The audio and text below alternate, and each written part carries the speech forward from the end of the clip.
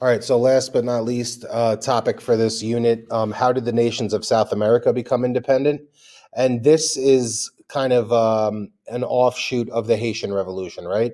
So we said the French Revolution kind of inspires the Haitian Revolution, Haiti being a colony of France, and Haiti being, on the island of Hispaniola in the Caribbean, relatively close geographically to the rest of South America. So these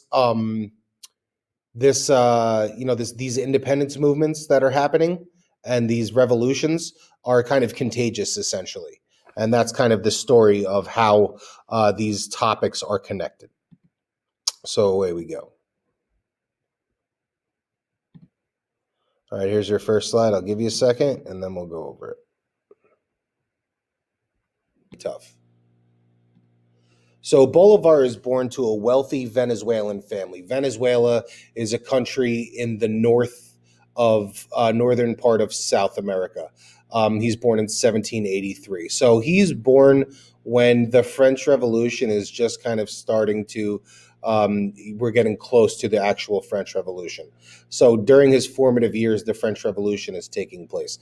Bolivar is well educated. His family's wealthy, and he travels throughout Europe, including Rome, Spain, and a lot of other places. Well, while he's traveling through Europe, Bolivar is exposed to a lot of Enlightenment ideas. The Enlightenment being that intellectual movement that was kind of at the forefront of the French Revolution. So a lot of those ideas about democracy and equality and natural rights and the consent of the governed, and a lot of those popular ideas of the Enlightenment are introduced to Bolivar throughout his travels in Europe. And he kind of, those ideas stick with him, and he brings them back to Venezuela with him.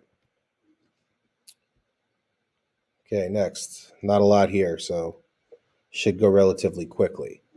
But Bolivar, the liberator, he will lead independence movements in several South American countries.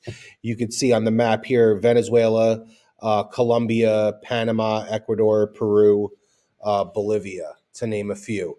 So all of these countries that are on kind of that northwestern part of South America, he's kind of responsible for liberating or freeing those South American countries. Now, just to offer some context, we got to go back in time a little bit. During the Age of Exploration, Spain and Portugal, more so than any others, are colonizing the Americas, right? So Spain and Portugal are establishing colonies in the Americas overseas, and they're using these colonies for sources of natural resources, raw materials, cash crops, things like that. They're also using these places as the market for the sale of goods.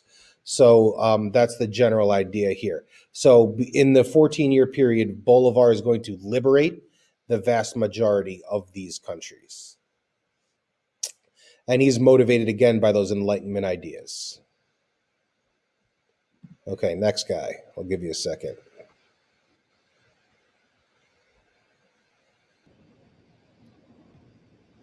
Okay, so Bolivar in the north.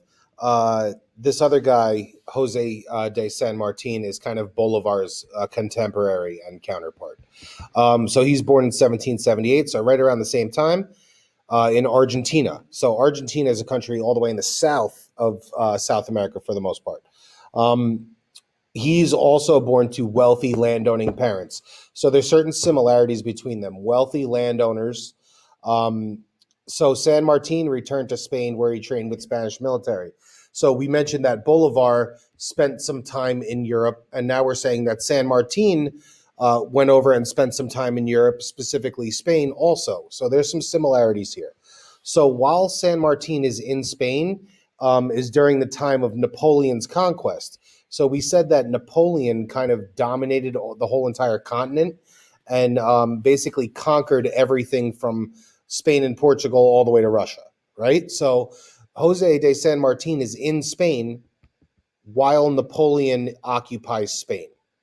So interestingly enough, he comes from Argentina, where he's the son of wealthy landowning parents. He has he was kind of the Napoleon of South America, right? His parents are the ones that are kind of controlling everyone and taking over these foreign places. So now that when he goes and spends time in Spain, he sees kind of what how the other half kind of sees that, right? So he's there while Napoleon is running over the entire continent and conquering everything in sight. And he realizes that that's not, it doesn't feel very good for the Spanish to kind of be conquered, right? So this kind of sets him on this path of considering, what that conquering feels like for conquered people. And essentially, he realizes that, oh man, the people of Argentina have been treated the same way that the people of Spain have been treated by Napoleon. So he's drawing these kind of parallels and these comparisons between the situations, and that kind of, I think, leads to him kind of identifying with those people and really flipping around kind of his role in society, where he used to be the one that was in control and the one that was kind of in power. He starts to fight for the power and the independence and the autonomy of the people that he used to control. And I think that's a big part of it. Okay, so another slide, just like the other one. So San Martin as a liberator, we said that Simon Bolivar kind of liberated everything, in the north of South America. San Martin is going to do the same essentially for the south. So countries like Argentina and Chile, among many others, he will kind of do the same for the southern part. So he's like the southern part of South America's version of Simon Bolivar. So him and Bolivar are doing basically the same things. Bolivar in the north and San Martin in the south. So his quote is, knowing the first movements of Caracas, Venezuela, Buenos Aires, and elsewhere, we resolved to return each to our country of birth in order to offer our services to the struggle. So as these kind of independence movements get underway, this is kind of a contagious, kind of condition, right? These independence movements. So that's generally the idea.